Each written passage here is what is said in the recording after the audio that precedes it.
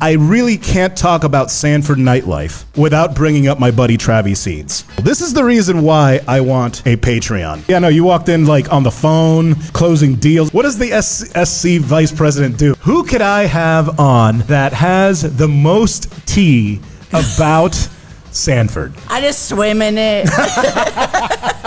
Yeah, it's called Jameson. Just as important, the creator of the Zouain's chopped cheese. Give it up for my homie, Chef Patrick.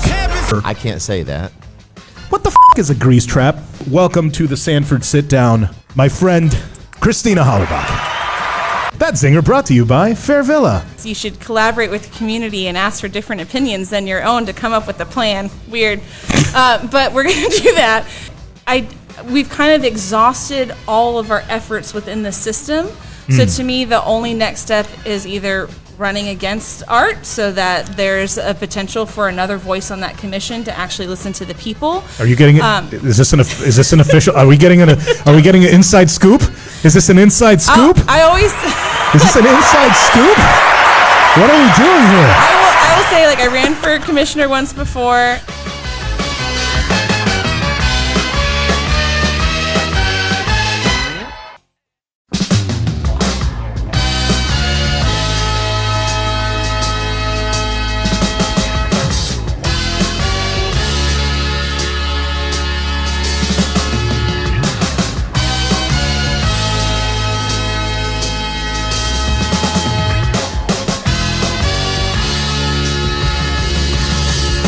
The Sanford Sitdown.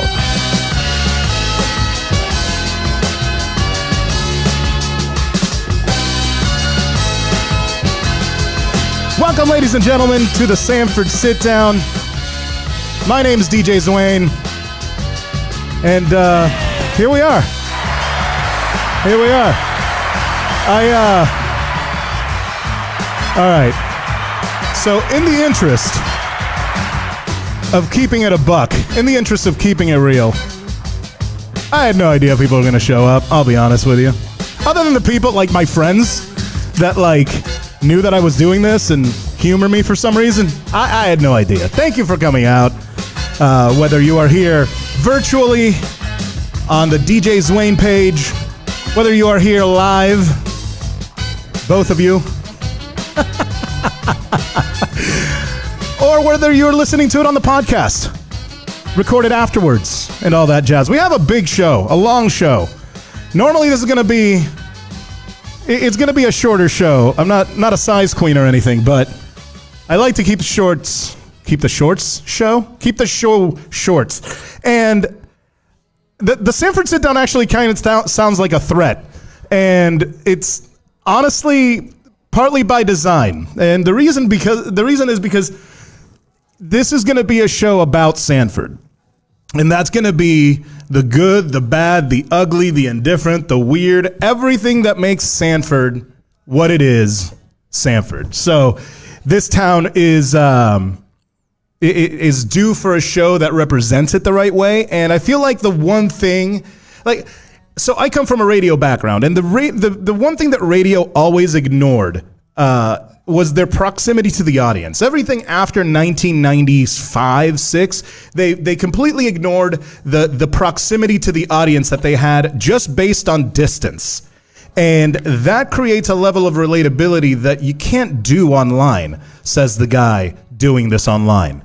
But the reason is because now most people have the internet on their phone, and it's easier to do that. So what I'm saying by this is that radio could have just kept the local and embraced the technology, and with very few exceptions, a couple of which are actually here in Florida, they really haven't. And so we're here for that. The reason we're doing this is an homage to that type of radio. This is kind of a nod to what radio was. Fun, local, involved, active. We're going to talk about the food. We're going to talk about the gossip. We're going to talk about the crime. We're going to talk about the government. We're going to talk about all kinds of stuff. And now, who the hell am I? For those of you that don't know, I'm Zouain. I'm born in Massachusetts, grew up in Florida by way of Dominican Republic. Proud Lebanese Dominican, and if you get me to talk about politics or music, I will not shut the hell up.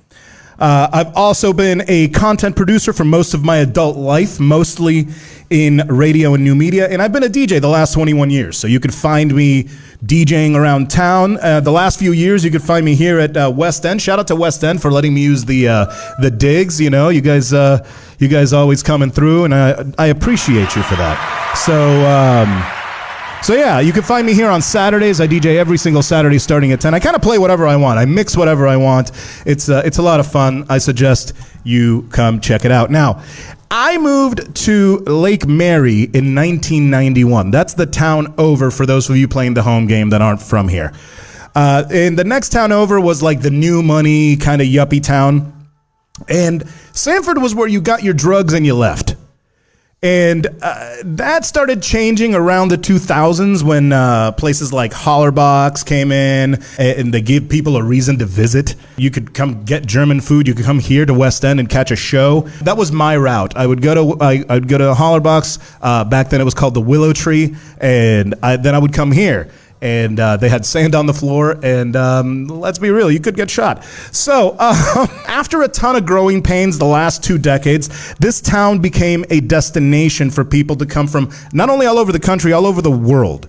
So when the almighty government allows it, we get some new food, and all of it is mom and pop, all of it delicious. And as far as nightlife is concerned, this is the place that has saved Central Florida nightlife. Aside from Will's in Orlando and that area, the Mills district, aside from that, Sanford has basically taken the helm as the nightlife. And this is speaking as, like, you know, I feel like the other towns are catching a little bit of shade, but it's not about that. I've been working in nightlife the last 21 years, and I've seen Orlando's 2000s heyday. And right now, downtown Sanford gives me that vibe.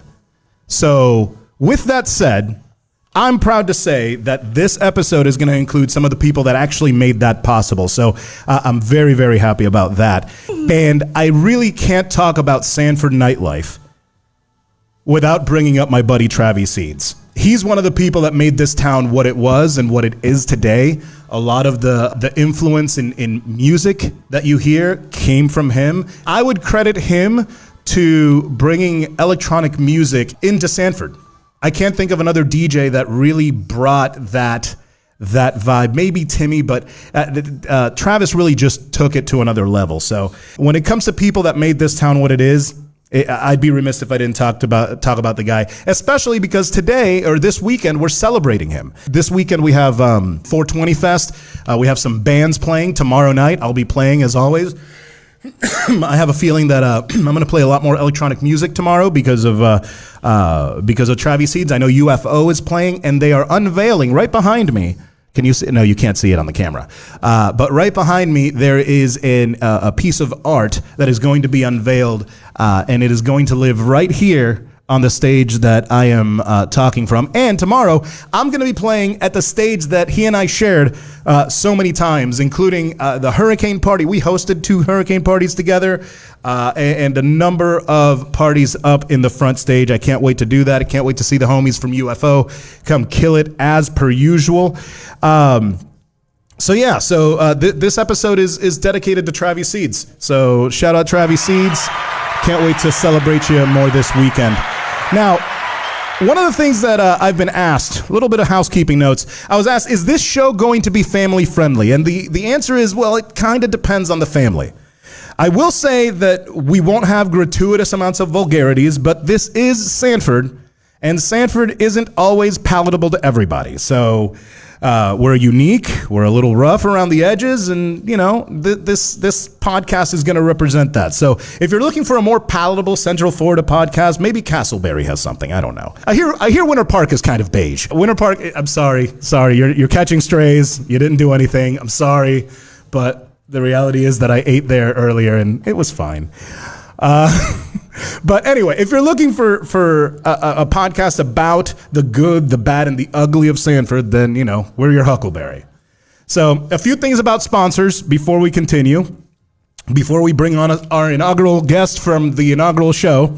Ultimately, I want this show to be Patreon-driven, Patreon-funded, because I don't want to worry about a sponsor getting pissed at me. I don't want anybody to be able to shut this show up if something were to happen that we believe needs to be talked about.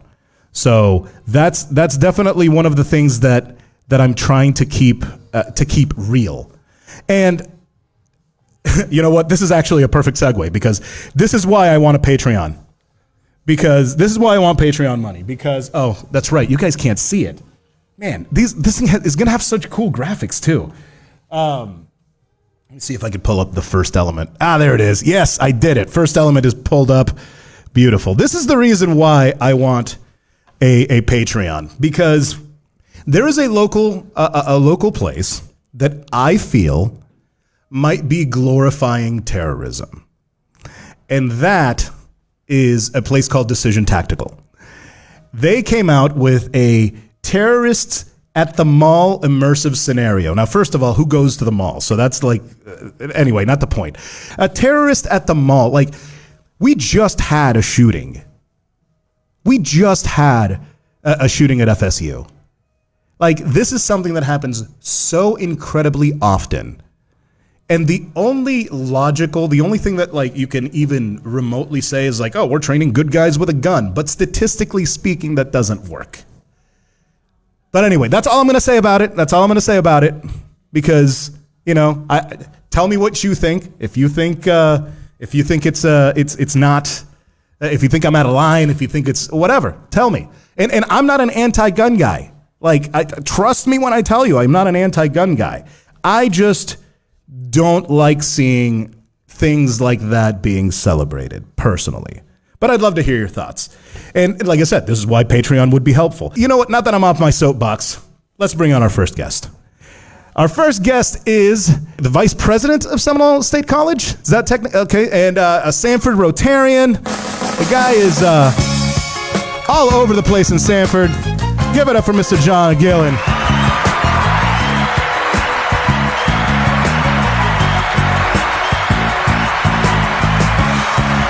What's up, buddy? Dude, it has been a day. I'll be honest with you. It's been a long day. Yeah, no, you walked in like on the phone, closing deals. I don't know what you do. What does the SC vice president do? Like, I just see you on the phones and stuff like that. We go out and we find and develop relationships to bring in resources to help our students and our faculty and staff and move the needle forward on the top 10 in the nation. Top 10? College, yes. Damn, top 10. We had a lot of top 10s here. Out of almost 1,200 institutions, you are how many college is the top 10. Okay, and let me ask you this, because I was the I would consider myself the Van Wilder of SCC. All right, 7 years plus. Okay, yeah. No, actually, I only did 2. Okay. I was a second year freshman, and then I was like, you know what, I'm out. I'm gonna go get computer certifications. But anyway, that was not your fault. That was all on me. I was a child, so. But I wasn't there, so hopefully it's not my fault. No, it's not your fault. The institutional fault. Yeah, yes, correct. Now, let me ask you this: what switches a state college to a community? Like, what's a community? Because I was SCC. I was Seminole Community College. What's the difference? I'll give you the skinny. So, founded in 1965 as Seminole Junior College, then became Seminole Community College. In the mid-2000s, the state of Florida realized that we were 30th in the nation in baccalaureate attainment per capita, meaning that we were lagging in the number of bachelor's degree holders we had in the state of Florida. So rather than create new institutions, they said, let's let these community colleges start developing bachelor's degrees. And so when we did that, we started changing our names. And so we are Seminole State College since about 2009. Interesting. We offer 11 bachelor's degrees, 200 plus degrees and certificates, 25,000 students on 6 sites around Seminole County. I may have said that before. It sounds like that's I your have a face for radio too, brother. But you know what? It's I learned a lot, even though my transcripts don't show it. There you go. And no, it's really cool that we have top 10 educational institutions here. Now, what is your Sanford story though? Like, what brought you? Was it SSC that brought you to Sanford? No, so it's so funny. I grew up in Brevard County, Florida. I grew up a Cocoa Beach guy. Okay. Tons of activities. Hell yeah, I love Cocoa Beach. Great little town, one of the top beach towns in the country. Shout out Cocoa Beach. Love Cocoa Beach. I've been working over here for 15 years, and I had a little crash pad in Longwood forever. Okay. And I kept thinking, I want to find a place to buy a home over here. And so I was looking around Seminole County, the different cities, the 7 cities in Seminole County. Yep. I chose Sanford. I'm not from Sanford. I wasn't born here. I wasn't raised here, but I chose here because of the culture, the downtown, the atmosphere, and the people. And that's what year was that? Just 2 years ago. But Wow, I've been in the okay. community for 15 years. Yeah. I've been coming to Sanford forever. I'm involved in a bunch of different things. Oh, dude, I But it grew was up in just Lake 2 years Mary. ago that I bought a place here. Yeah, no, I grew up in Lake Mary and I moved here like 3 years ago. But no, Sanford's always been a staple in my life, for better or for worse. And there's been, there's a lot of the last 20 years, like I said before, there's been so much change. And I feel like this town has gone from like, oh, you're moving to Sanford to like, hey, you're moving to Sanford. And but at the same time, I feel like there's been like a stall, like a what do you call that when you're stalling, like not stalling, but One you're like step forward, 2 steps back. yeah, I guess so. It's not like we go together like opposites attract, but that's kind of what we are looking like right now. That's So, good. That was thank you. solid. That was a Thank solid you. reference. So I think that Sanford has a lot more developing, a lot more growing to do. But man, this place has become an absolute gem in Central Florida. Yes, absolutely. I have friends of mine. I DJ'd in front of the Merida Bread Factory sign. And you know what? Before we do that, we're gonna have a rule where everybody gets 2 minutes on the show to talk about non-Sanford related things. And I'm going to have a chess clock where we're going to and if I go off a tangent that is non-Sanford related, they can do it too. And and it's going to be good. Yeah, I'm working on that. It takes some production time, So we have some things going, but it's I DJ'd at the Merida Bread Factory sign, and then I went afterwards to hang out with my friend in downtown Orlando who was DJing. And he was just telling me like how the place has just not been the same. And I'm like, oh, man, that sucks. And it was like maybe 12:30, 1 in the morning, and I was like, cool, well, I'm gonna go back to downtown Sanford. And I came over to West End and the place was packed. And it was a party and it was great. So I can't say enough good things about the nightlife here. And I see you around all the time. You are and it's not like in the craziness of it all, but just when there's so many events and activities that are planned on these weekends, and then you end up within walking distance of all of these things, it just becomes a walkable, fun. Yep. I wouldn't call it even a pub crawl, just a crawl around or a walk around all the different cities and seeing the different restaurants, bars, social outlets, stores, markets. Yep. I love the farmers market on Saturday mornings. I love doing the events. I'm drinking the Kool-Aid. Yeah, dude. Okay, now that you put it that way, I'm not sure that I'm not sure that I want to be on board right now. Speaking of development with the county, this is something that is going, I believe, to help the city. But I want to know what your thoughts are because you're probably more plugged in than I am. Tonight, we're hearing from the agent who helped close one of the biggest deals in Central Florida real estate. West 2's Spencer Tracy shows us part of the plans for the Seminole Town Center. A shift in shopping is coming to Sanford. The mall was dying. It's one of many malls that have seen better days. Orlando built way too many malls. The 76-acre property will be turning into new retail, multifamily apartments, and a hotel to help revive the Seminole Town Center. It's unusual that a project of this size sells so quickly. It sold in 30 days for $17.5 million. John DeTore with Atlantic Retail was the buying agent. They're working with Arding companies on the redevelopment. At the moment, there's no specific plan for the entire project. There are plans for parts of it, but the rest will unfold as we start to market it. DeTore says this project is also for optimizing opportunities for housing in Sanford. It's happening. It's rare to find a piece that is really well located in a very dynamic market like Orlando. Even in its best days, DeTore says this mall never performed well, and they believe the best is yet to come. It's going to be a gathering place, so they're going to be, it's going to be a place that people want to come to. The retail is going to be exciting there. Covering Seminole County in Sanford, Spencer Tracy, West 2 News. So shout out to Wesh for that. But what do you think? Because that thing has been flailing at best since the 90s. Because I remember when it opened, I was an Altamont Mall kid. I was hanging out in the Altamont Mall. Sure. I was a mall rat there, and I got to tell you, the Seminole Town Center Mall, it was like it felt newer. But I don't know if like it's a creature of habit situation or what it was. Maybe they were too close together, which I think is probably the problem. But yeah, that place has not been doing great. What have you heard? You're more plugged in than I am. I don't know if I'm plugged into this particular project, but I can give you an overall concept with the malls. I was a mall kid. I grew up at the Merritt Square Mall in Merritt Islands. Okay. I mean, that's where we go. We got dropped off, went Shout to out the Merritt movies, Island. the Nautilus game room back in the 70s and the 80s, those Damn. kinds of things. All right, see, that's different. That's before me. But fast forward, when the mall in Merritt Island was slowly dying and flailing as well, my mother volunteered there, but she volunteered at a nonprofit that was headquartered in the mall. And it was services, and it was services for seniors in air conditioning that brought people out, and they thrived. You have a food court. You have some opportunities within the pieces of the mall to reinvent themselves. Yeah. And I'm a huge fan of repurposing, redeveloping on top of what's there. And so the concepts of a hotel, the concepts of living spaces, and the concepts of new or different retail and or services,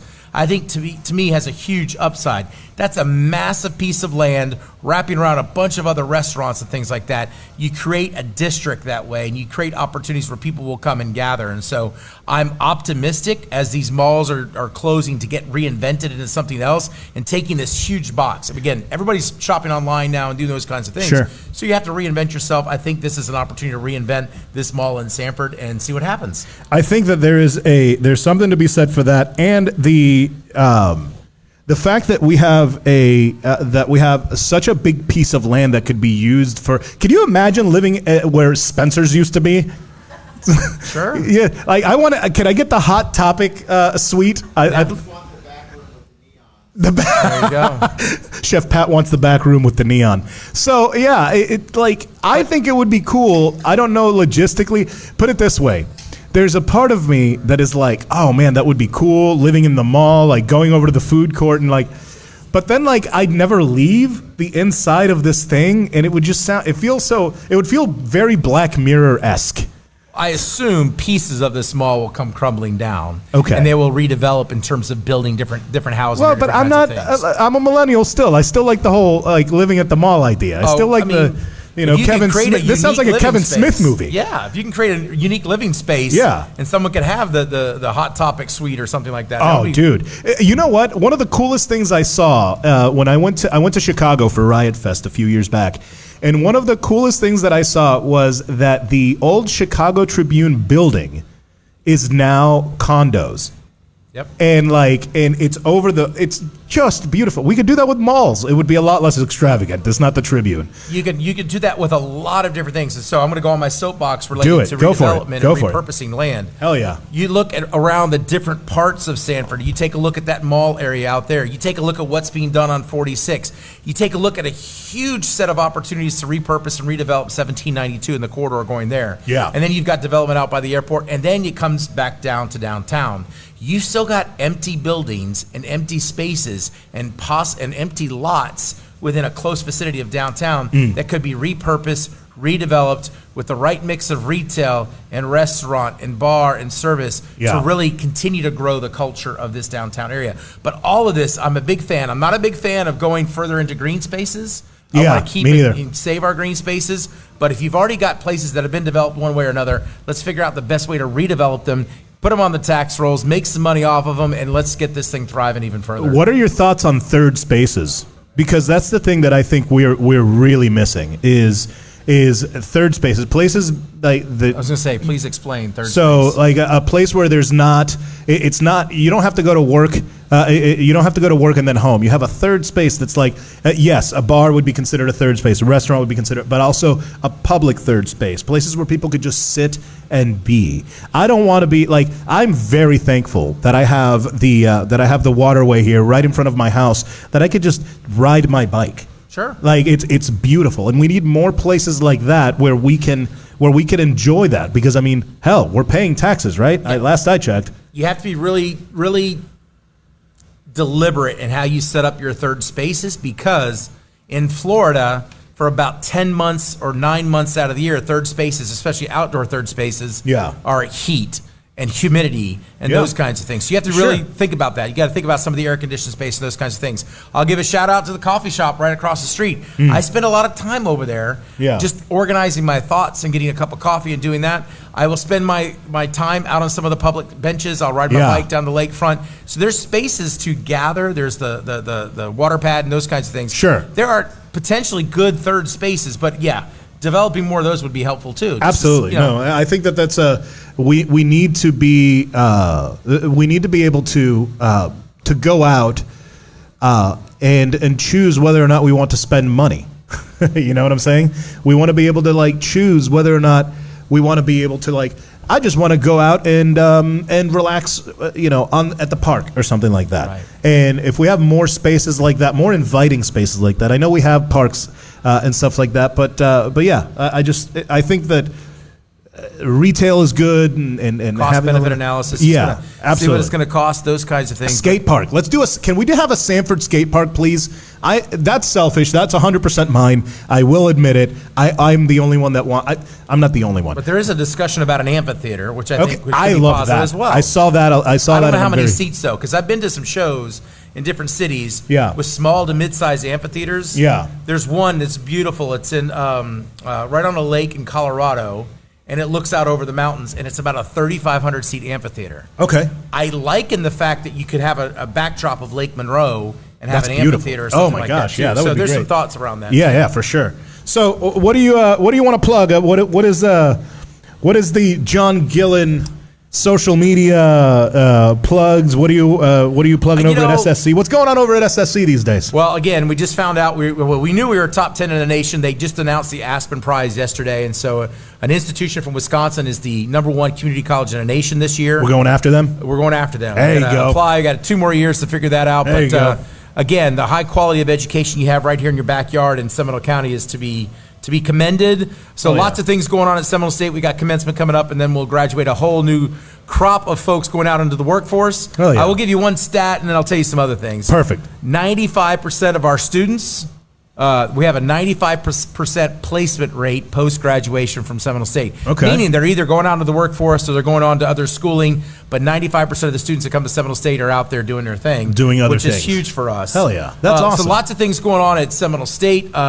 Involved in a little bit with the Seminole Chamber. Now, of course, with the downtown Sanford Rotary Club. Hell yeah. Which meets at Hollerbach's at noon on Mondays. All right. That's a huge shift for me. I was in the Lake Mary Club. I moved over. So the downtown Well, I'm Sanford glad I Rotary said that Club. right. I'm glad because I just assumed it was the Sanford Rotary Club that you were a part of. Well, there's 2 Sanford Rotary Clubs. There's a morning club. We're the noon club. It's growing. We're going to be growing that club. And I just got invited to be on the Sanford Main Street board, so I'm excited to see what we can do with Sanford All Main over Street. the place, this guy. Jesus. And, just keep things moving. So that's what I want to do, and we'll see where it goes. Hell yeah, man. Dude, John, thank you so much for being the inaugural guest on the inaugural show. Wow. Dude, I I'm can excited. put that on my resume. You should. You should. Absolutely should. All right. Thanks for hanging out, man. Thanks, buddy.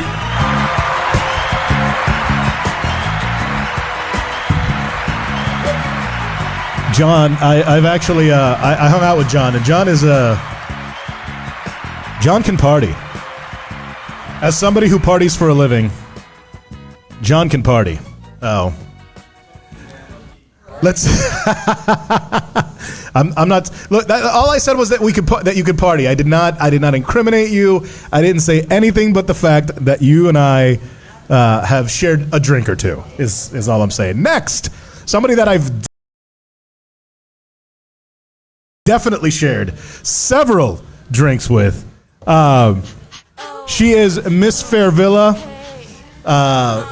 She is one of my dear friends, and the reason that I'm the voice of Fairvilla. So Fairvilla is an indirect sponsor because I do their voices. Their voice. I do their voice. I do one voice, maybe 2. Voices. You do the one in Spanish. I also do the one in Spanish. Give it up for Joe. So, Joe, Zouain. how are you? So good. How are you? I am excellent. So, when I was putting together this show, you remember when this show was just like I want to do a show because I'm pissed, and we'll talk about why I'm pissed later Right. when Christina gets here. Okay. Save that for Christina. Yeah, oh yeah. You know what? Hey, we're both pissed, and it's fine. I'm speaking for her. I don't know that she's pissed. I feel like there's feelings. There's feelings amidst. There are feelings. Raise your hand if you have feelings. If you have exactly. Right. See, everybody has Yeah, feelings. Sanford's in its feels. Feelings. See, I wish I had that drop. We're in our feels at the moment. I'm building the sound drops. Don't worry, guys. So, Joe is the Chief Marketing Officer for Fairvilla. Yes, that Fairvilla, the one that's been around for over 50 years. Yes. That 6 stores, including one in Sanford right here. or you can shop naked online at fairvilla.com. That's right. I say that a lot. I've said that a few times. I just record it. Just and to say that's it. the, radio Matt. Anyway, that's not the point.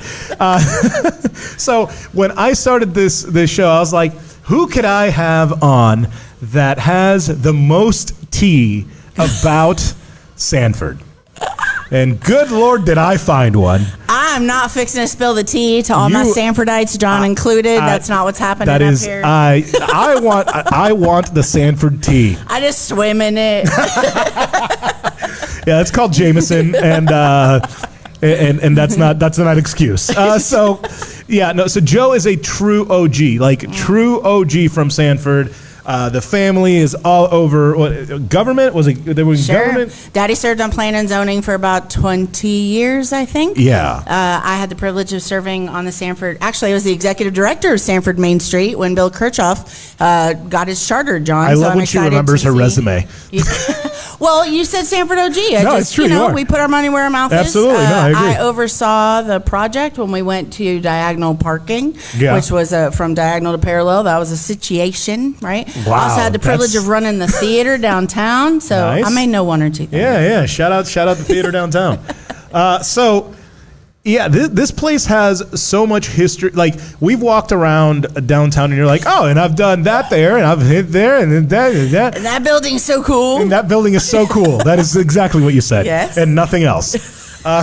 You've not said anything else, but that building was so cool. Correct. For the record. Give me some Sanford tea. Give me a good story. Like, I want pre-West End. I want pre-06.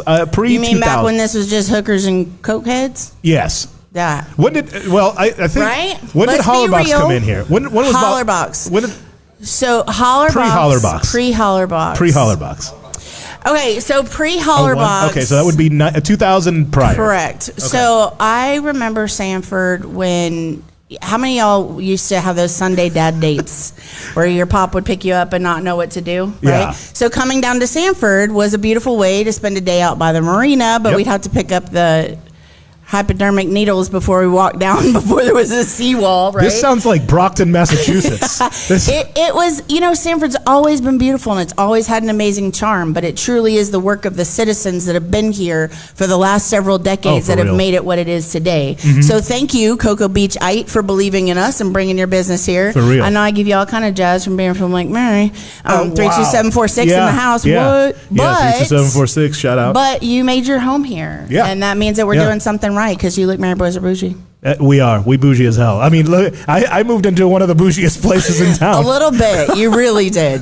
Yeah. And you were the one that brought that up. I was like, I didn't think this was this bougie. And she said, Although at one point we actually had a 3-story Victorian on 5th and Palmetto, and it was 1,000 square feet per story. Talk about living What? bougie. Oh, that's where I want to be. Yeah, it was That's- nice. It now has leopard carpet on the stairs, so it's still a thing. oh, wow. Okay.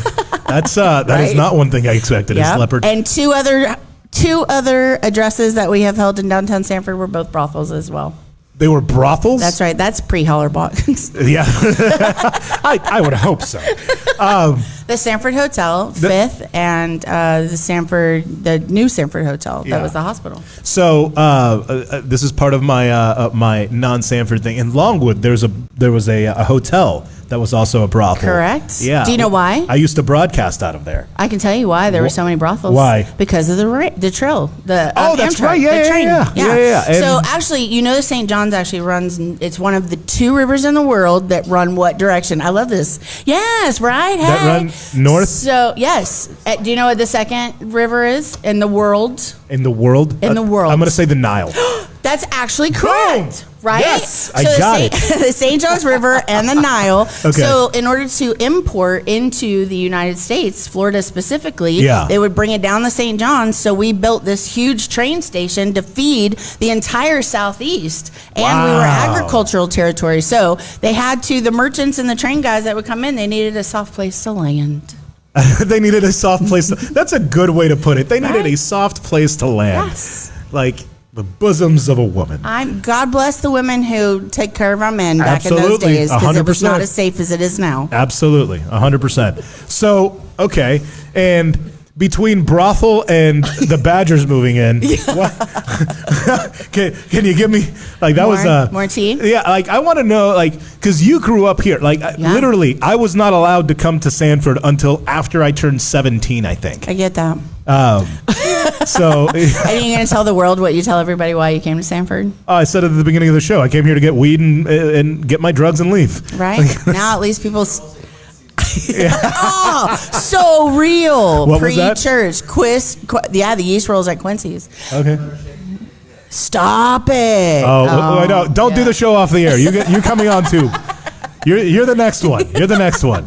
So yeah, Chef Pat is dropping all sorts of tea when I have noise canceling headphones Good. on. It's real though. Yeah, I love it. But yeah, so I still remember, like, to you guys, like, West End with sand on the floor is like way new.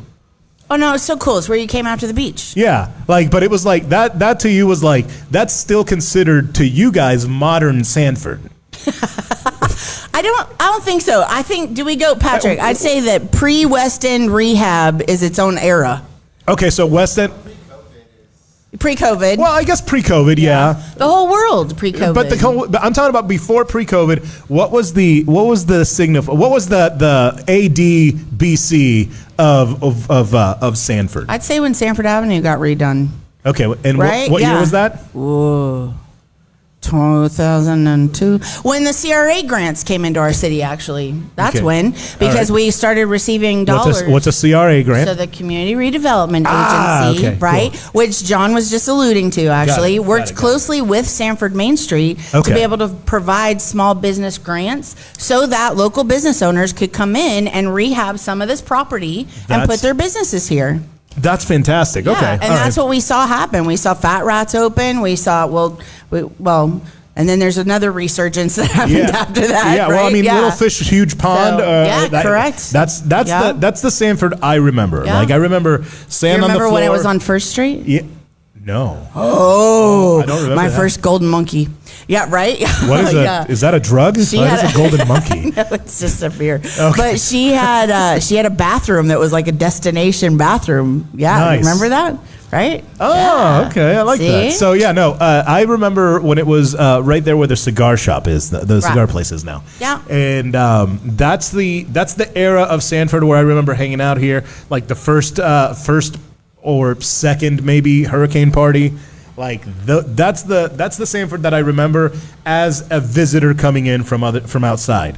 When I started working here, it was right after COVID. It was actually April 8th of 2021 was my first gig back from COVID, and it was right in front of that place over there. Well, in welcome the front back. We're stage. glad to have you. Hey, thanks. And then eventually, You made yourself quite a staple real fast. You got all up into business. I try to do that. That's what I do. I'm an impatient man. I am an That's impatient. actually where we met. Was Yeah. at a patty pole. Yep, And yep, he I was was- jamming the streets while I was running numbers back and forth in Yep. front of a fire truck. That's hilarious. God bless the weird things we do here. Exactly. Yeah. No. What am I doing? I'm DJing on top of a freaking fire truck because why not? Yeah. I live a weird life. So all right. So Fairvilla. Or a great What one. is so we have the Sanford store, We do have a Sanford store. and I like the Sanford store because it sells paraphernalia of the Lord's lettuce, which is all of our stores sell paraphernalia of the Lord's lettuce. oh, that's good. Yes. That's good. Well, Happy 420, everyone. Happy Actually, 420. we have an event happening this weekend called Yeah. Blazing Bunnies Yep, in yep, all yep. of our locations because God bless America, Easter and 420 are the same day. That is so please. talk about a high holiday. Ha ha. Oh, my mother. I hear it, but it works. I like it. Hey. So all of our THC cultured items as well as our rabbits Somebody and said our John G for mayor. Right? Hashtag it's a new thing. Yeah, there you go. All of our rabbits and our eggs are on special this weekend in celebration of You know what? I was going to make a joke like, oh, the rabbits, and you actually meant the rabbits. No, we meant it. It wasn't a joke. We meant it. We're here to celebrate with you. I still have that doobie pen that you sent me, and and by the way, my Liberator hoodie gets worn so good every day because I keep my house like a meat locker, and she got me. So I've done. How long have I been doing voiceovers and media for you? Almost the whole time I've been here. So about a year. So and it's our second contract. So there. It's true. Yeah. So when she started, she was like, I tell her, I was like, I want to be the voice of Fairvilla, and she's like, bet. And so next thing I know, I get goodie bags. I have, for my birthday, she got me, like, it's been great. Fairvilla, and Joe in particular, treats me very well. So shout out Fairvilla. Oh, well, we treat, I love you and you're pretty. I love you too. But we treat all of our vendors like that because we really do appreciate the partnerships that happen locally. Yeah. And each of our locations have partnerships. You just happen to be one that we found in Sanford and could take global with us, which was very exciting. Yeah. So we really want to honor the local talent for each of our locations. Sure. You just Yeah, happen absolutely. to be a diamond in the rough. Oh, well, I am glad that I'm And glad I know to be how a to part. take care of our host, so we She knows how to take care of her hose. It's true. I am a hoe. But yeah, no. And shout out to Fairvilla. Shout out to the Fairvilla crew. And yeah, for being cool and sticking to your guns and being generally like a good business. Thank Like in Sanford and in Central Florida. We have a lot of those, and I like to shout out the ones that do the right thing all the time. Thanks. Can I plug our current situation? Do it. What are we doing? What is my voice going to be on next? Well, we skipped this one, but actually, so what a lot of people don't know is that we also have an internationally acclaimed university. So we teach classes anything from how to begin a consent conversation to how to be diverse in the workplace to how to give good business on a Sunday morning, right? How to give a good soft landing. Business, right? A good soft landing. That's what right? we're talking exactly. about. Yeah. Where were we in the days of those poor women? We could have really helped them and kept them clean. Good call. But the Pleasure Principles is actually a traveling educational series where we're taking our top 5 classes to each location. So for free, you can actually experience what we call Fairvilla Bed Talk and learn about something exciting. We actually just did sex and cannabis at our Cape store yesterday, which Two of my favorite things. So exciting, right? And it goes into the wellness aspect of things. We believe in pleasure, all the things. We also want everyone to have fun, but there are certain ways that we want to be careful. So we try to bring all that together in a really fun environment where we bless you with goodies. So our next class is actually happening tonight in East Palatka. Oh, and wow. that's our Bodylicious class. I will let you decide what we're talking about there. It's our #1 selling class at FairvillaUniversity.com. You're talking about money? Is it money? Bootylicious? Bootylicious. You're talking about money. You know what? That class is not only #1 selling online, it's also our #1 selling category at Valentine's Day. So clearly folks want to talk about it, and we're just here to help. That's what I'm saying. Shout out to butt stuff. But the last class, actually, we close up on the 23rd in Orlando with our Sex Toys 101 class. Because I think, a lot of times people are just intimidated. What does this mean? I don't know if you can say that on the FCC. Yeah. We're not FCC compliant. Okay, excellent. So it's a great opportunity for you to come, learn, explore, touch, feel, taste, play, talk. Just open up the conversation about how you can create more pleasure, fun, and education in your world in 2025. Hell yeah. Well, thanks for having thank you for coming on the show. Words, phrasing. Thank you for being on the show. Thanks for doing the show. I'm so super proud of you. Thank you. Yeah, I'm happy to do it. And shout out to Fairvilla. Give it up for Joe. We'll talk later. And now, I got to talk about another Sanford OG here. He is the executive chef for Hollerbach's German restaurant, The Joint, and Burgerbach, and just as important, the creator of the Zouain's chopped cheese. Give it up for my homie, Chef Patrick.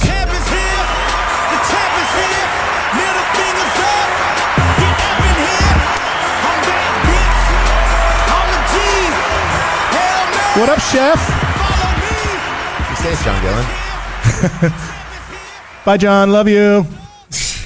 John's got to go to Jacksonville now. Oh, he's got to do a Jackson. See, that guy's always on the move. He was on the phone when he got here. He was on a meeting. He was standing there on a meeting on the phone still. He's like, sorry, still going on a meeting. Dude, I love the fact that he came out here, man. That makes me feel so special. And like, you know, and Joe is over here. Joe, I think, came out here from like what, Daytona, you said? Daytona. Yeah, she drove here from Daytona to come and hang, and I'm very happy. I came from Sanford. And shout out to our two friends that came out here that like I said, I didn't expect anybody to come out here. I just kind of, you know. But anyway. Pressure now. You know, exactly. Now I got pressure. How you doing, buddy? Doing good. Dude, I want you to know that I have fasted all day because after I'm done here, I'm having my chopped cheese. I was going to say, it's been a minute. You've been on the wings lately. I've been on a wing kick like on Saturdays. I like I'm a creature of habit. You know how this is. Same, buddy. Same. You and I we've talked about this. We're exactly like in the sense that we have routines that we like to keep. And at some point, I will switch it back to the chopped cheese. But I got to do these wings, man. These wings It works. Shout out Christoph. Those wings are delicious. So, dude. You've been here. You've been the executive chef you've been with Hollerbach's for 20 years. I've been with Hollerbach's. January was 20 years. That is insane, dude. A little bit over that. I'm so sad that I was not here 19. for the surprise. Oh my God! Yeah, dude, that was the most amazing thing that's ever happened to me in my life, besides my kids and my wife. But like, dude, that was honestly, so awesome. It might have been cooler. I'm not telling your wife that. So yeah, dude, that was so cool. I watched it online, obviously, because I was in Phoenix, but it was really cool to see. And one of the things about Hollerbach's that I really dig is the fact that there are so many people that have been there for so long. And to me, what tells what a good business is how many people have been there like that are OGs. Sure. And it's one of the things that makes us unique, and I think it's why we work, is because you kind of had to be there from the beginning to get what it really is sometimes. Yeah. And there's enough of us that get what it is still, that it still works. So what brought you to, like, your family is from Sanford, right? So yes. So my grandma graduated Seminole High School in like 47. She was born in Belglade. So we're just Florida. I'm sixth generation Floridian. So okay. But she was born in Belglade. Her mom died when she was like a week old. So she got sent to her grandparents' house, who lived in Sanford. Okay. The husband worked for the railroad company, actually. So they lived in Sanford, and she had two sisters that were her nieces. Okay. I don't know. But since then, my great uncle was a fire chief of Sanford in the late 70s and 80s. Okay, yeah. So you can't get much more OG than their bedroom was where the Walgreens drive-thru is right now. Wow, They sold to Walgreens and moved to Country Club Road. So they sold what? So the Walgreens was a house. That was all houses across from the carousel guy. That's always been there. Oh wow, that's insane. They were the second house in on Laurel. Okay. So we're Laurel, Elm, Myrtle, Park, Oak, Palmetto. That's crazy that you have all of that. Yeah. That you have all of that memorized, but it makes sense because you're from here. Yeah. So do you have a? I was born in Sanford. I grew up in Oviedo. Okay. But then I've been here for 20 years. So that I was a kid, and then I started working here, as far as I know. I was a kid, and then I started working. That sounds about right. I think that there is a The thing about Sanford is having so many people that were here and that have seen the transformation to what it is today. Sure. What is like to you? What is the depicting, like? What's the? I don't know. So when we were talking about what we're going to talk about, I started thinking, and like, to me, Sanford has always been a food town because I grew up in Oviedo. Okay. But we drove over here to go to Shoney's, because we didn't have that. Okay. We drove over here to go to Quincy's because we didn't have food. So food town. So that's what you mean by food town. Okay. And to shout out Townhouse in Oviedo, great, best country fried steak. I think. But, really. But that's what we had over there in Big John's, which I did eat every day for breakfast. Big John's. Which one's Big John's? Big John's is gone. It's behind where the new post office was. It's an intersection now. It was attached to the old Oviedo Motel. Okay. Wow. That's old school. Yeah. So But we would come over here to do that stuff and to go to Big Dip and get a greasy spoon burger and a peanut butter shake. Yeah. And God, that sounds good. The romance we used to do for Easter, Valentine's Day. It's what's it called now? The paddle boat Barberlee. Yeah. It was called the Romance, and then the Yep, Grand the River Ship Romance. I remember the River Ship. I used to DJ at the River Ship Romance. Like that's OG been doing it. That's cool. So again, to me, it's always been about food, I guess, kind of. So it makes sense for me now that people come here for food. Yeah, because I've always come here for food. But it's not the same. Like it's not the same food. Like it was then greasy spoon stuff like that. Now it's like straight up foodie. Like. So on the table, mom and pop, like somebody, still mom and pop. Somebody I should remember, but I don't remember who told me the story. But they're like, Dad would stay in Sanford, and like a point of eating in Sanford is where. What's the recent thing that just opened there? Posey's Supper Club or whatever. Where the Chinese restaurant was back in the day. It was like a steakhouse back in the day. He stayed in Sanford, and like that was the reason why, was because of that steakhouse and the food. So again, being the port, the first place where stuff got off the boat, it makes sense that this is where all the activity was. Well, that is what it like when we have. When we talk about like it being one of the only two rivers that flow north, like and the other one being the Nile River. Like I didn't know that. I flat out like, and we both got crocodiles. Go figure. Yeah. Do you think is it causation? Is it Pangea, bro? It's Pangea. Did you smoke before you got here? No. So when it comes to food, when did you see it go from Shoney's Greasy Spoon to Foodie? Because I only remember like places like Hollerbach's, places like Stone's Throw Bistro. Shout out Rich. Yeah, shout out Chef Rich, man. Great steak. What a great steak. And then Marco Dino's. Where I had my wedding reception. Oh, really? Uh-huh. Dude, Marco Dino's. Well, Marco Dino's and Stone's Throw, same chef, right? He's Rich. Yeah, it's all Chef Rich. But yeah, so like that's when I remember. I can't say that. Everybody else can say it. What? Okay, that's what I was going to ask. Yeah, so Chef Pat doesn't want to gloat, but he said, Joe said that when Hollerbach's came to town was when everything changed. That's when we became a food. Look, this place is a top 10 German restaurant in the country. Like it's not the world. Is it the world or the country? See, he doesn't want to. He's like, frankly, not that I don't care, but that's not why we're doing it. No, that's not. We just do what we do. That's right there. See, that's why he's an OG. That's cool, why he's like good. That's great. I don't. Yeah. More pressure.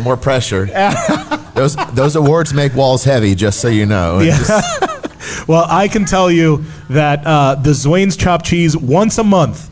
Because you also do the menu here at the Joint and Burgerbach, and I can tell you that no less than once a month, I get a text message. And hey man, airport. I had the Zouain's chopped cheese. I see you get tagged every and then time. You shout it out. I love it. Yeah, dude. So I'm. Zouain's our favorite free press that we can ever get most of the time with his wing shout outs or smash burger shout outs. It's so good though. Like I only shout out stuff that I really enjoy. I feel that, man. Regardless, obviously you guys are friends, so I love you guys, and I want to make sure that you guys get the love that you deserve. But if it's like I said before, if a place sponsors this show, and their empanadas are mid, but their pernil is out of this world, I'm gonna talk about their pernil. But I can tell you honestly and truly that I've not had a bad dish at any of your spots. Thank you. So, shout out to you for that. So let me ask you something.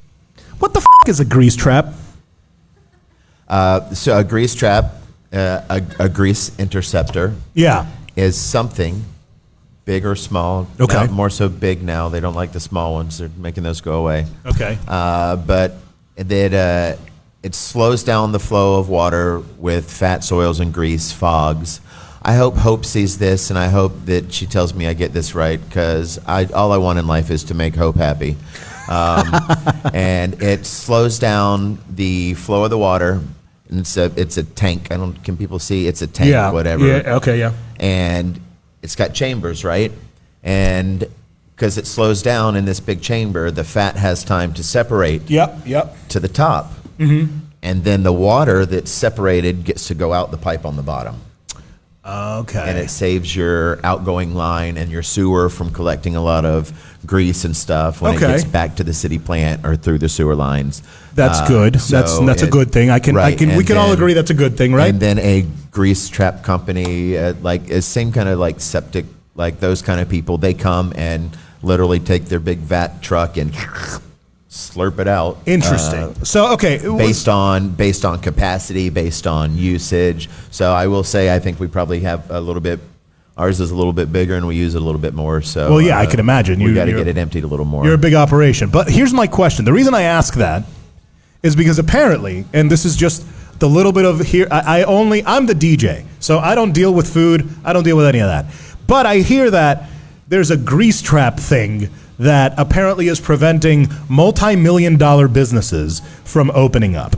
Is that I don't see it. Yeah, you don't know. That's why I'm saying. I know that there's a bigger sewer issue in Sanford that could be just a part of it and some connectivity and stuff. Okay. But I don't see how that in and of itself would be the holdup.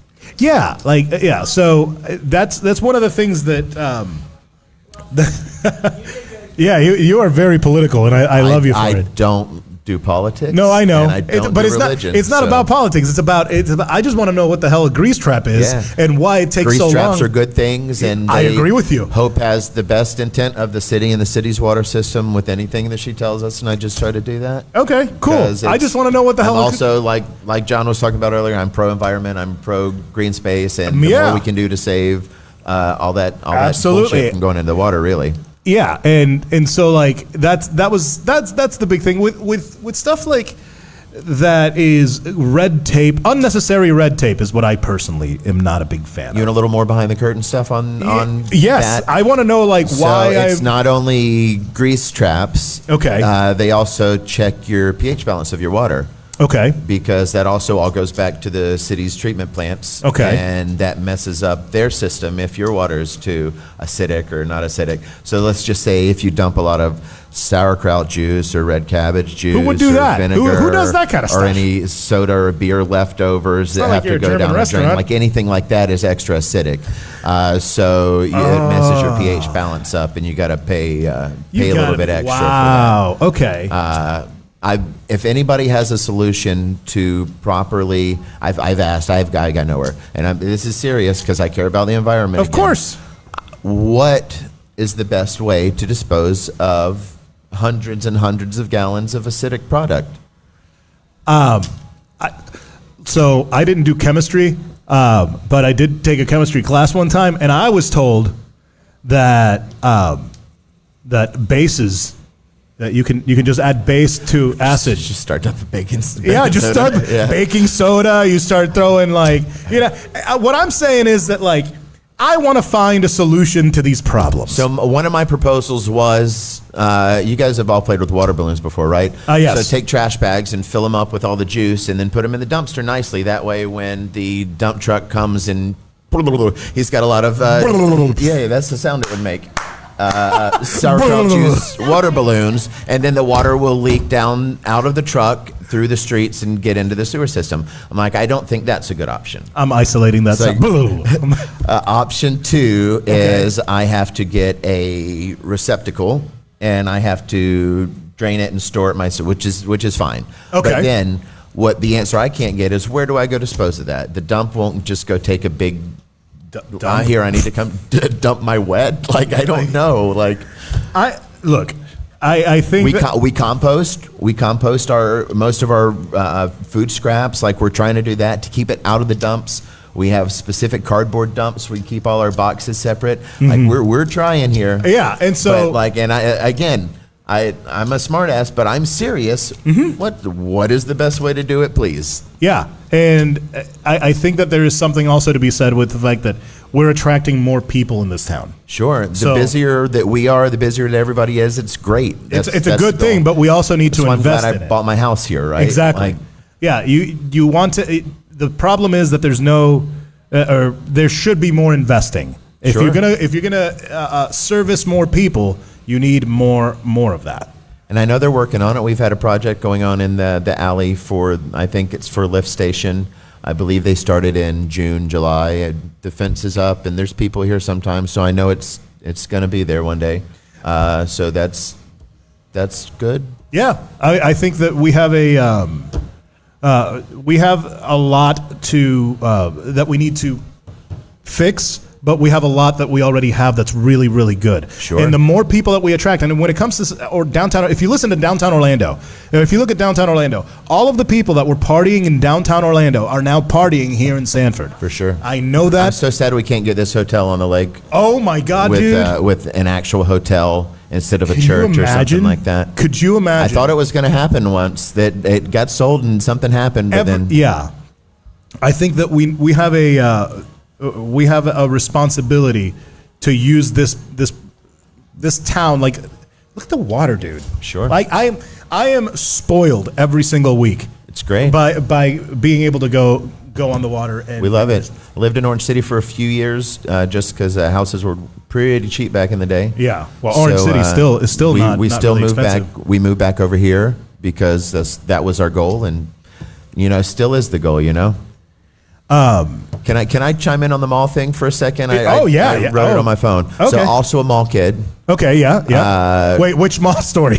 Well, the just- one about repurposing. Yeah, about repurposing Okay, this. yeah. But again, just want to Sure. throw back a mall kid.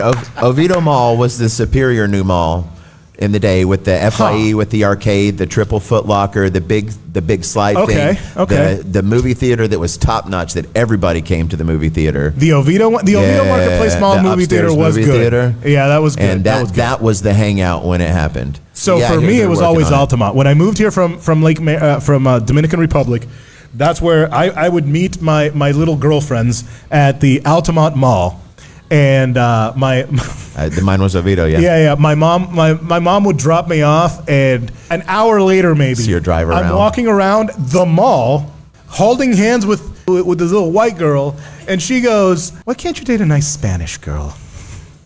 This was the 90s, so you could say that. The mall was a place where you could hang out. That was actually a third space. That was Sure. a good third space. And in fact, if you took the Seminole Town Center Mall and used part of that as that type of third space, Sure, some of it, phenomenal. yes. And I think so. My wife's a city planner. Yeah. So I get to hear some of that side of stuff. And you get to hear the other side of things. So Hey, she, all right. that's why I also have to be real careful. yeah. Well, you didn't tell me that, bro. Of course. I got talked to about some things I said online the other night. Whoopsie. But I'm my own person, and I stand by what I say. Hey, attaboy. But yeah, I think that repurposing things for walkable, livable areas is great, with retail, with shopping, with food, with apartments, with green space for that. Lake Yeah. Nona is pretty solid with that kind of stuff. Yeah, Oviedo yeah. with Oviedo on the Park. Is a pretty good area. It's goodish. It could be better, but Goodish. it's goodish. It's good They have adjacent. their little amphitheater thing where they do some stuff, which I think is That cool. amphitheater idea, man. But they've got a rec center with the pool and stuff. We're not like we've got a big park and a lake down here that would hold it or anything. Joe is screaming from. We used to have one. Yeah, the band shell out on the. That's what the thing was called. What is the thing? The peninsula thing. Where Veterans Memorial Park is. That peninsula on the end where it's round, like the one in Daytona. Yeah. Correct. Wow. That was at the 90s. Was that the 80s? Yeah, Before I remember it. Wow. So, man, and so the new band shell.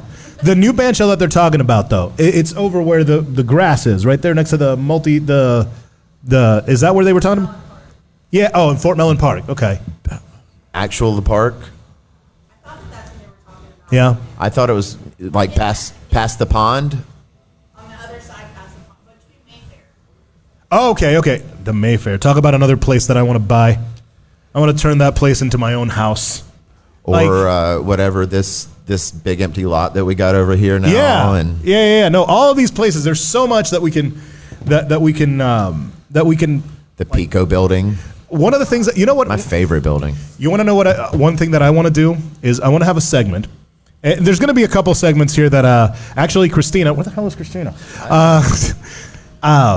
She came up with a really good bit that I'm going to be using. Poli-Sci Theater 3000. It's going to be amazing. If you've ever watched Mystery Science Theater 3000, it's going to be the same thing, except we're going to be talking about local city government, and that's going to be fun. I'm excited about that. But another thing that I want to do is I want to do a segment called Sanford and Sanford. And Sanford and Sanford is going to be me reaching out to, or maybe even traveling to, other Sanfords in the country. So Sanford, North Carolina. There's one in Colorado. Is there Sanford in Maine or something too? Yeah, somewhere in New England, I think there is. So we're gonna do Sanford and Sanford. There's a few other things that I want. Let me know, Zouain. Yeah, no, trust me, I'm gonna be Sanford's native son. So yeah, no, we're gonna have a lot of really cool. A lot of really cool segments like that, and it's going to be activism. It's going to be activism, but it's also going to be entertainment. It's also going to be everything else, and hopefully, we have we can make a little bit of change in this town, a little bit of positive change, a little bit of good trouble, maybe. So got to start where you can control, man. Exactly. You got to start locally if you expect to get anything done. We're going to take a break, and we're going to come back, and when we come back, I'm going to try to talk to Christina Hollerbach. I don't Maybe. know. Busiest lady in Sanford she sometimes. is so busy. We have a conversation due about what happened on Monday. So we're going to be back. I'm out for that. Yeah, I know you are. And thanks for having me on again, too. Absolutely, man. Thank you so much for being here. Shout out Chef Pat, the Zouain's Chopped Cheese, still going strong at the joint, Burgerbach. And, of course, Hollerbach's German restaurant. Thanks, buddy. We're going to take a break, and we're going to come back. And we're going to talk to Christina, hopefully.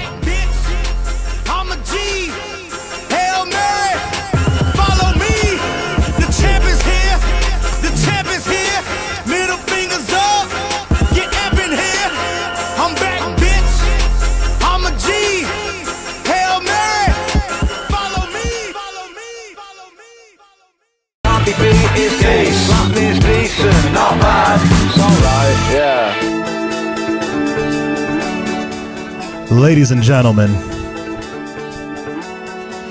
the time you've all been waiting for. I know. I'm still introducing her. It's okay. Yeah, my bio's really long. Ladies and gentlemen, welcome back to the show.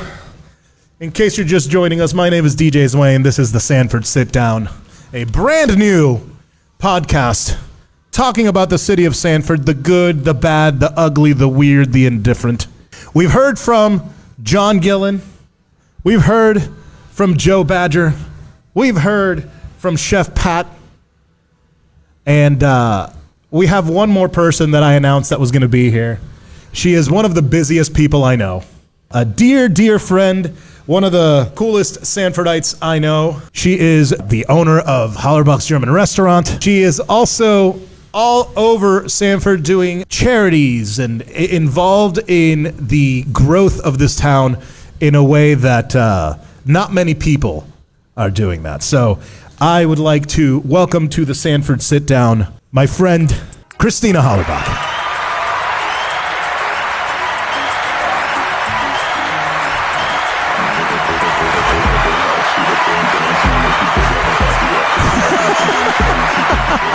Thank you for not using Gwen Stefani's Hollerbach girl.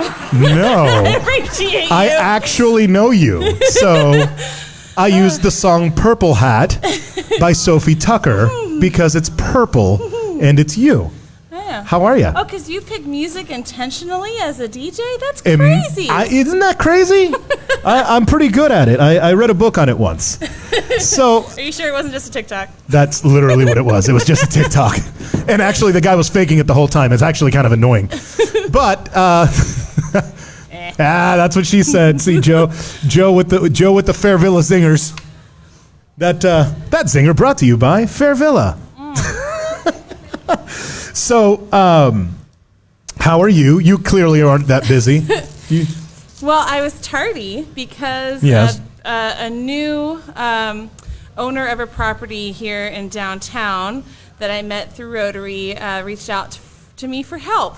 Okay. So obviously it's something I'm very passionate about talking about. Yes. So I gave him a tour of the facility, let him know some pros and cons and some issues he might face trying to restore a historic building, especially trying to get it into food and beverage. Can you talk about the building? I cannot. I cannot talk about the building yet, but I'm excited about them coming. So and even like I said in my speech to the city hall, like Yeah.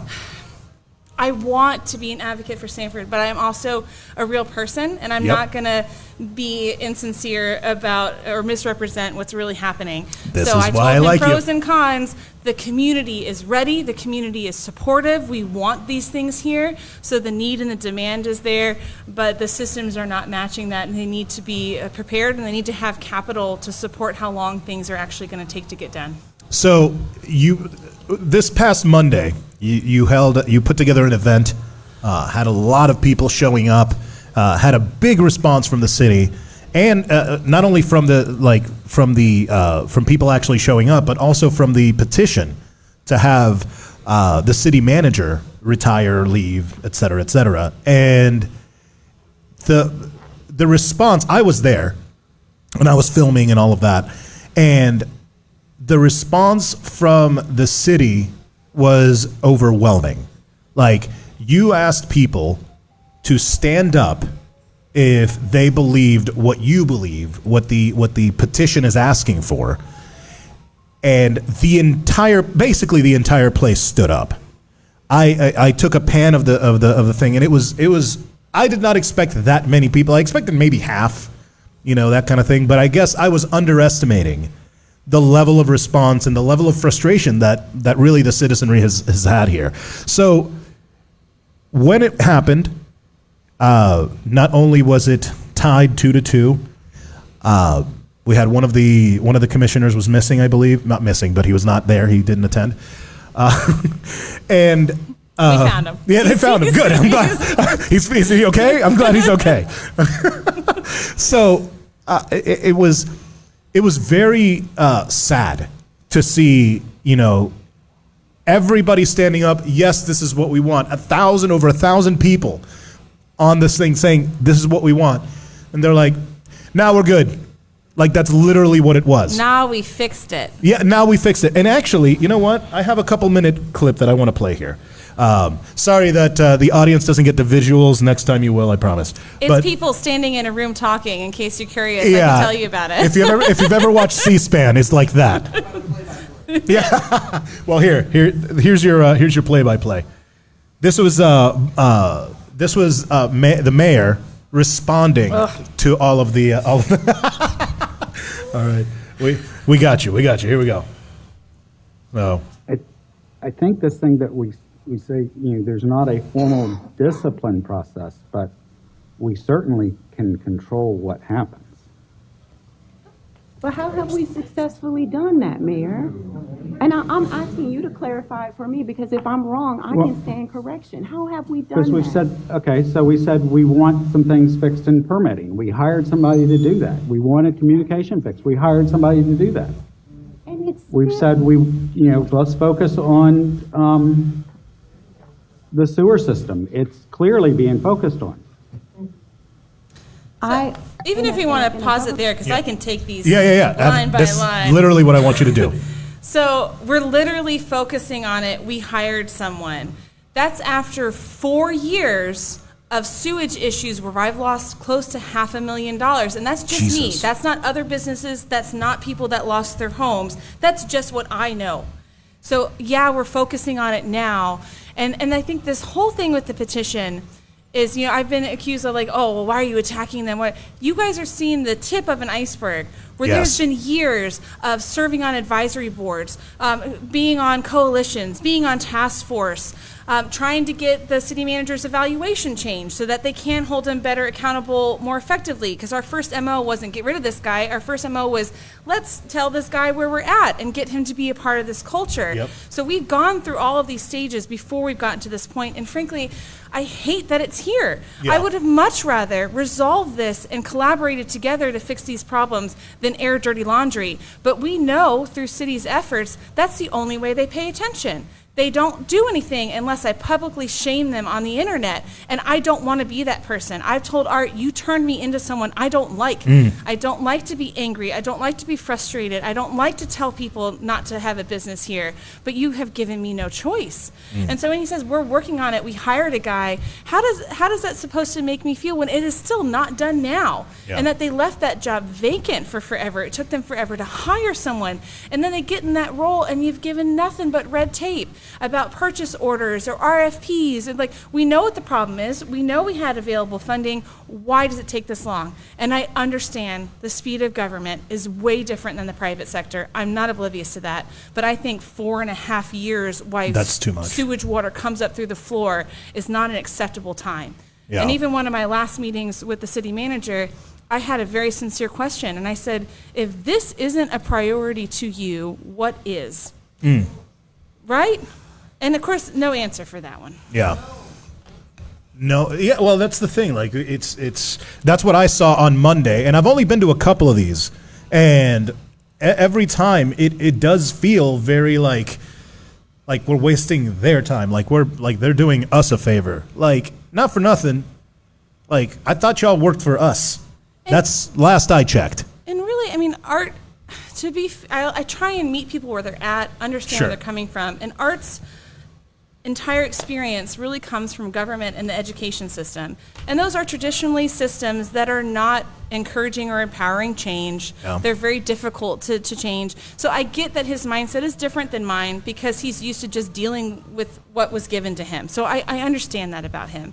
But it's if this many people are coming to you and saying it's a problem, he needs to stop treating us like petulant children in his classroom and start treating us like neighbors, like colleagues. Because I'm so tired of getting dismissed and talked down to we don't know what it's like. It can be better. The fact that he can't see that it can be better is my biggest frustration. And what do you think is so what's next? What do you think is next for now that we know that the city doesn't want to listen, now that we know that they don't want to act, that there's always an excuse, and we can go to the next ones too, but what is next for us? What is our next step? I mean, we want to have a town hall and get some of these people that are more passionate about it together to kind of brainstorm together. Okay. Because it's weird how that works. You should collaborate with the community and ask for different opinions than your own to come up with a plan. Weird. But we're going to do that. And honestly, we've kind of exhausted all of our efforts within the system. So to me, the only next step is either running against Art so that there's a potential for another voice on that commission to actually listen to the people. Are you getting it? Is this an official? Are we getting an inside scoop? Is this an inside scoop? Is this an inside scoop? What are we doing here? I will say I ran for commissioner once before, but also even if I had gotten that instead of Sheena, I would have been faced with the same problem she's faced, where you're a lone voice trying to fight for the people that they don't care to listen to. Sure. So I do think if I were to run again, that there is a different makeup on the board that could maybe encourage that kind of change or progress that wasn't there 4 years ago. Sure. But it's also hard, and it's why business people don't run. It's why business people don't speak up, because of fear of retaliation, the feel of getting funding cut from my programs. It's real. And so a lot of people are, and how did it get this bad so long? Because we don't say anything, because we're scared. And I'll say there's a business owner or a corporation I won't name, that when I first launched the petition back in October, they emailed me and said, I am so glad you said something. We've opened 246 locations across the nation, and by far, Sanford was the most difficult city we have worked with in our careers. Wow. That's embarrassing. That is You know, embarrassing. and that's the thing that Art doesn't understand. It's not just, oh, the permits suck and I had to wait too long. I can't even get contractors to quote projects because they go, oh, you're in historic Sanford? I can't afford to put that on my schedule. I can't afford to figure out how to fit that into my life because it's so unknown how long things are going to take. So when that happens, it's this trickle down if we get poor developers, poor contractors, poor workers, because the real people doing work don't have time with this mess, and our reputation in the community and abroad is not great, and I want to fix it. Yeah, and I agree with you. I think that someone should run. But I also have to run my business, and I I'm know, 160 people while the economy is on fire, and I have a business with a lot of imported goods. I know. Look, I'll tell you a personal, like, I don't have but 3 years actually living and dealing with the local government. And not only were both times or 3 times I think that I've been to these meetings, have they felt like, you know, we're just kind of like bothering them, like from, you know, I don't know, going and shaking hands and kissing babies or something. I have no idea what they do. It's basically, are you done now? Yeah, exactly. That's what I feel like. That's literally, and when it's not that, it's the complete opposite. Because I met with someone, I'm not going to say who, in the government, and they told me that they had a project that my company was going to be hopefully providing. That when we started talking in August of 24, they said it was going to be for November. And I was like, I mean, that's a little far, but okay, we could do that. November, I reach out, and this is after having a couple meetings and actually giving them some ideas. They were like, "Oh yeah, we're gonna do it in January." I was like, "Okay, that's different than you said." Cool. So January, I email, and they're like, "Yeah, could you send us another proposal? We're gonna put it for fiscal year 2026." I'm sorry, what? And so I started the Sanford Sitdown. And I think that's what they don't get. Like, in part of my speech, I said, you know, these people standing up, they're not your enemies. These are community partners and collaborators that are desperate to help the city take us to that next point, but they do not want it. I gave them no less than half a dozen ideas that thankfully they didn't remember that I'm going to implement here. No, they'll implement them 10 years from now. Oh, yeah, that's cool. Hey, do it 10 years from now. Nobody does podcasts anymore, and we're all on holograms. I don't know. Audio. The audio podcast. That's, don't get me started. Don't get me freaking started.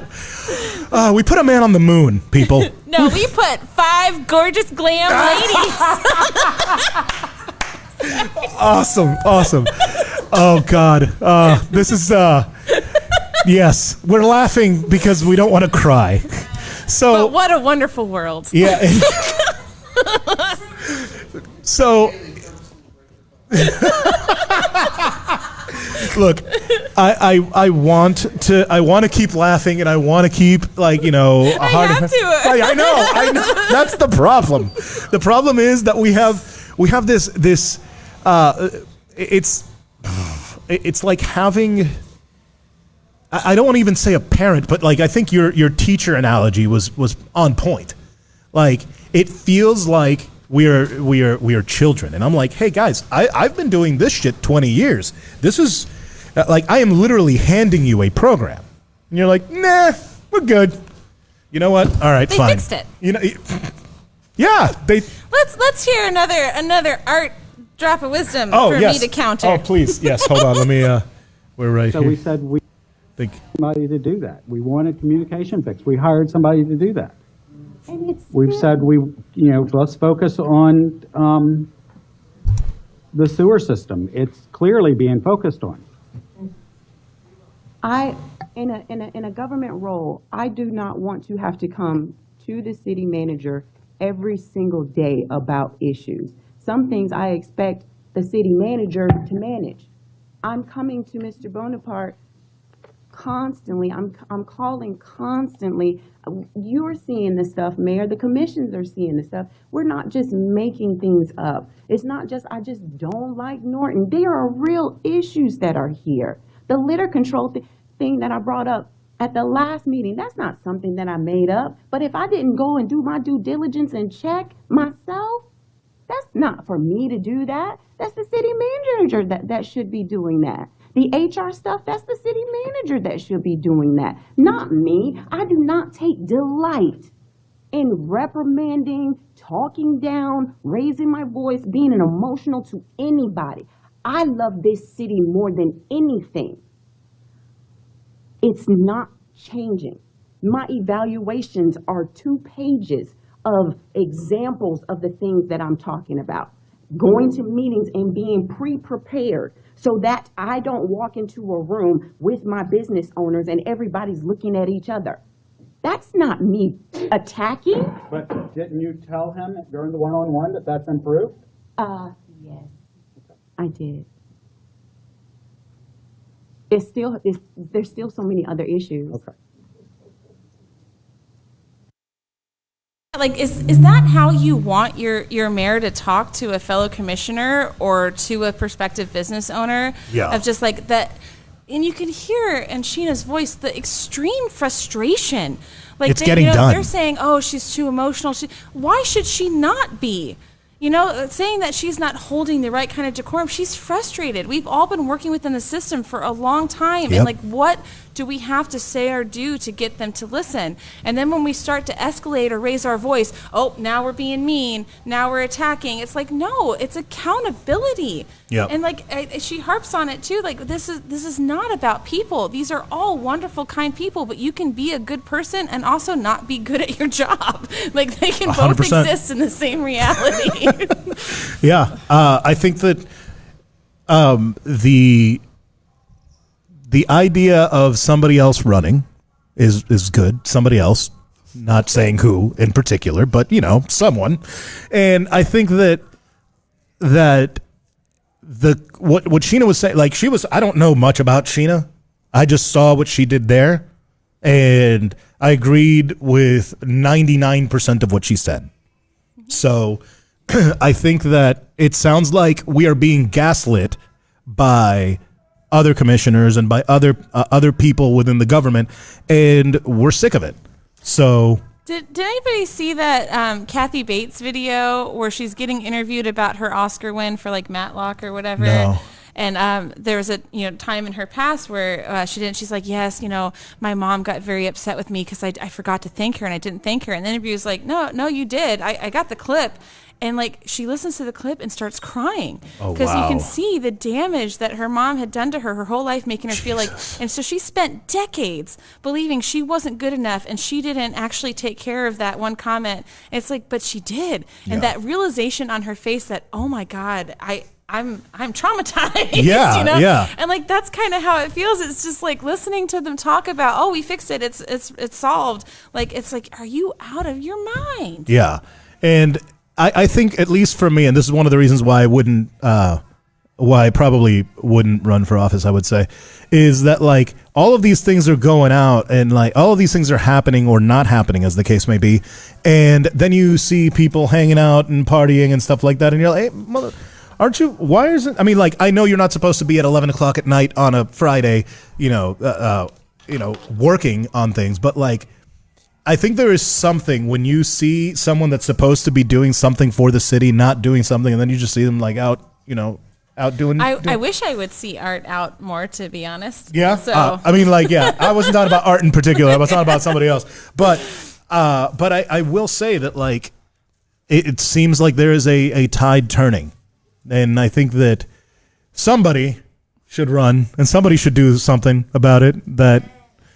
And I am so passionate about Sanford. I know. And this is the reason. And not just the community, but also the employees. I always look at the commission, like, board of directors is to CEO as commission is to city manager. And if I ran a company the way he runs the city, I wouldn't have a job. No. But he gets a raise. So it's just the raise thing got me. The raise thing absolutely blew me away. Yes, I understand cost of living and all that kind of crap, but like. If somebody's writing a 2-page report about your performance, there's been a motion for your dismissal before, you have lawsuits out the word, like, it's like, how are you still like, hey, thanks, Norton, here you go? Like, that's crazy. And also, like, again, Norton's such a nice man, but like, why does he still want this job? You know, like I don't understand. So like one of the last like real conversations, and by the way, like again, wonderful man. Before I posted the petition, I met with him personally, told him I was going to do it. I've been very above How was his board. reaction when you did that? I appreciate your candor, and I know you're doing what's best for Sanford. Wow, that was a very political answer. Yeah. And like he's smart. He knows what he's doing. But you know, it's one of the last emails we had was I got quoted in a newspaper talking about my displeasure of city leadership, and he asked me an email with a link and said, "Hey, can you please explain why you're upset?" So I giant email of all these departments I feel are underperforming. How come we can't get people hired? What's going on with Citizen Serve? Why do we pay a consultant to start a new program and then not use the program? You know, boom, boom, boom, boom, boom. And then at the bottom I put, I know you're a nice man. We're both Rotarians in the same group. I know you're a good person. And like, if I am so off base about my expectations for your job, what should I expect instead? And I never received an answer to that one either. So like, I'm not coming at him attacking. Like, it's like even in the other in-person meeting, if this isn't important, what is? If this is not what should I expect, what should I expect? Like, tell me. Like, I'd much rather have somebody in my face yelling at me disagreeing than to get what I get from Norton. 100%. Because at least when somebody disagrees, we can talk about it. There's a place to start. We can go, okay, well, that's a great point I didn't think of. Let's build on that together. I'd rather you disagree to my face than just tell me what a lovely day we're having. You know, like, that's not leadership. That's the reason I couldn't do politics. I couldn't do that. I couldn't just like, wait, nice day. Dude, what? Lawsuits. Like, you know, I would just, I couldn't do it. And I'm glad that there are people like you that are thinking even remotely about doing something government-wise, because it takes a special kind of person to do that kind of stuff. And honestly, I think hospitality is... it prepared me. For real. As somebody who spent, let's see, 8 weeks in the food service industry... before I said, this ain't for me. Yeah. I 100% agree that type of environment prepares you for this kind of thing. Is there anything that we should be plugging, anything that we should be paying attention to between now and the next Sanford Sit-Down? I want you on the next Sit-Down. I want you to be I'm surprised. I love to talk. I want you to be my government update whisperer person. Well, we should tell them about our idea that Too late, I already told them. Okay, what do you guys think? So maybe that's our call to action. I love Mystery Science Theater 3000, right? So I want Poly Science Theater 3000 because I'm not talking just about Sanford. I've had this idea for a while because it frustrates me to no end how much attention our society gives to federal politics, but when local and county is really what affects your day to day, nobody goes, nobody cares. Most people can't even tell you who their representatives are. So this really came from more of a civic duty thing about just getting people interested in politics than it did about critiquing our current affairs. But I wanted to make it fun, and I even joked about it with some of the commissioners to see if they would be okay with it. But I wanted like a bingo card, you know, like, did Art wear green today because he likes green? So like not making them mean, but just making them observational. You know, did Patty Mahaney open a Diet Coke on the microphone? So like it's like funny things that happen that aren't like nice timing. Yeah. You know, so I think as long as people are just like, oh crap, he said it, and they take a shot or something, you know, like that's I wanted people to just. But can it be funny? Because like wearing green, okay, fine, but like if they use. Okay, so the way that I was envisioning it, it's a little bit different. A little grittier. Imagine that, a little bit grittier. No, I was thinking like, you know, when they use an excuse like we're working on it or any line like that, maybe do... my one for Norton was, what I'm hearing you say is. That's my... It makes me cringe just as much as it's so like. But that's the way we've always done it. Yeah, those are high up on my like iTwitch list. Yeah, so we're gonna work that out. I promise you. I'm already thinking up the graphics and stuff like that. And by I'm thinking up the graphics is I'm gonna write it down on a napkin and Aaron is going to make it look good because that's what he does. I also really want it to be actual puppets. Yeah. I think that would be fun for me. But again, because like there are parts of the meeting that are boring. You know, absolutely. Anytime an attorney speaks or reads we should have with and in progress of and section what, like you zone out. A quick fast forward with the.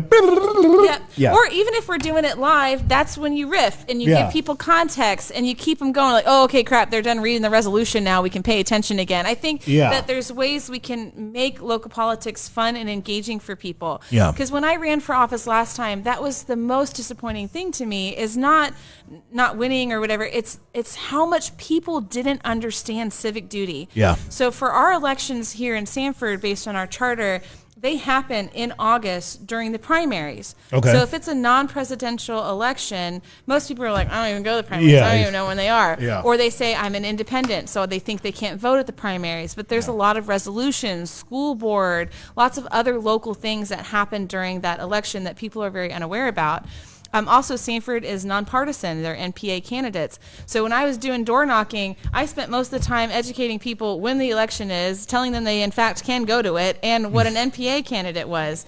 And also, they don't understand what different politicians actually have purview over. And so, like, I'll be happy to say, well, what party are you? It's like, well, I'm an NPA candidate. I'll tell you what I'm registered in and how I feel about certain things, but I have no control over abortion rights in the city of Sanford. like have that conversation with the senator. That's super important. Having that conversation with me, I can agree with you or disagree with you. It ain't gonna matter. So it was just amazing to me, people's lack of knowledge when it came to the civic process. And so it really came from trying to make education fun. Hey, look, I've always said I still want to have that science fair by Fairvilla, an adult science fair. Tell me that wouldn't be dope, right? So Zouain Entertainment. So I got the poster board. Right. So I think that this is a good start for this show, both from having everybody on the show and having you come in and talk about what's happening today in Sanford that is frankly pissing people off. And so we're going to be talking about the good, the bad, the ugly, the weird, everything Sanford. We're going to be talking about it here on the Sanford Sit Down. And so can I on camera, can I commit to have you on next month? All right. And we're going to end on a happy note. So there are struggles. You said good, bad, and ugly. Yes. There's struggles. Not going to lie. Exactly. But the community's awesome. We've got so many fun events this weekend. Yes. An egg hunt block party, a 420 fest, a museum event. Like there is something for everybody. So many wonderful things I'm to DJing see and do, also. to bring families or to just come as couples or do whatever. Yeah. There is something for everybody. So don't let our negative issues about politics and the progress and future of our city affect the now. Because the more we continue to support these businesses, support these initiatives, it does show the commission the kind of city that we want to be in the future. Hear, hear. Thank you so much for being here. Give it up for... That is Christina Hollerbach. Thank you for hanging out. Next month, let's do something with the with all of those frequently the things that you were educating people on. Let's do a list of that because I think that would be... Can I bring a soapbox? You absolutely bring... I'll be mad if you don't bring a soapbox. How about that? My name is DJ Zouain. You can find me anywhere on social media at DJ ZOUAIN. You can find the Sanford Sit Down on... the Sanford Sit Down on Facebook, on Instagram, on YouTube. We're going to be doing the live streams from the DJ Zouain page right now until we get the credentials to be able to go live elsewhere. We're going to be doing this show again. Do you want to do a live audience thing again? Okay, apparently we want to do a live audience thing again. So next time we're going to be announcing it a little bit earlier. And I will let you know where we're going to be so that you can be a part of the program as well. But until then, my name is DJ Zouain, and I want to thank you for being a part of the inaugural Sanford Sit Down. And I'll catch you next time. Peace.